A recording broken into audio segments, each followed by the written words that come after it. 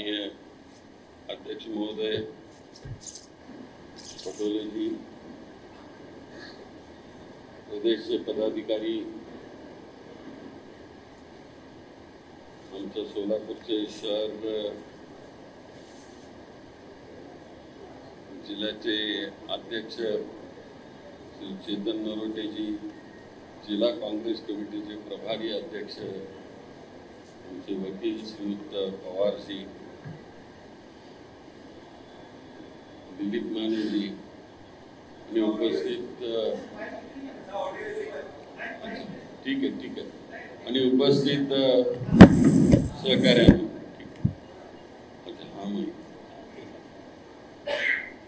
मला आज मनापासून आनंद होतोय की दिलीप माने त्यांच्या वडिलापासून ते काँग्रेसमध्ये होते. मी त्या तालुक्याचा आमदार होतो आणि काल परवापर्यंत तिथलं प्रतिनिधित्व करत होतो. दिलीपराव हे आमच्या बरोबरच होते, काँग्रेसमध्येच होते, पण मध्यंतरी थोडा काहीतरी गडबड झाली आणि दुसऱ्या पक्षात गेले. पण मी त्यांना धन्यवाद देतो की त्यांनी स्वतःहून परत त्यांचा निर्णय घेतला, त्यांच्या सगळ्या सहकाऱ्यांच्या बरोबर बसून, आणि त्या सगळ्या सहकाऱ्यांनी त्यांना सांगितलं की काँग्रेसशिवाय पर्याय नाही. आणि असा एक कार्यकर्त्यांना बरोबर घेऊन जाणारा कार्यकर्ता आज प्रदेश काँग्रेसने त्यांना काँग्रेसमध्ये घेतलं आणि आपण सगळे महाराष्ट्र प्रदेश काँग्रेस कमिटीच्या या सभागृहामध्ये आलात.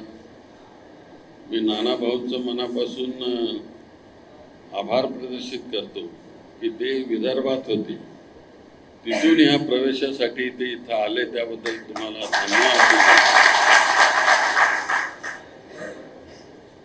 आणि जसं दिलीपरावांनी सांगितलं तसं निरनिराळ्या सगळ्या ते उत्तर आणि दक्षिण याच्यामधलं प्रतिनिधित्व करतात, पण त्यांना काय असा एक लिमिटेशन नाही.